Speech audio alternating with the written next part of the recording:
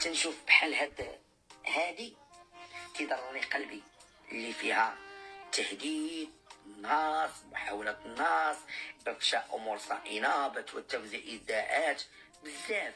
1 2 3 4 5 6 7 8 الجناح داعياني بهم، 8 الجناح.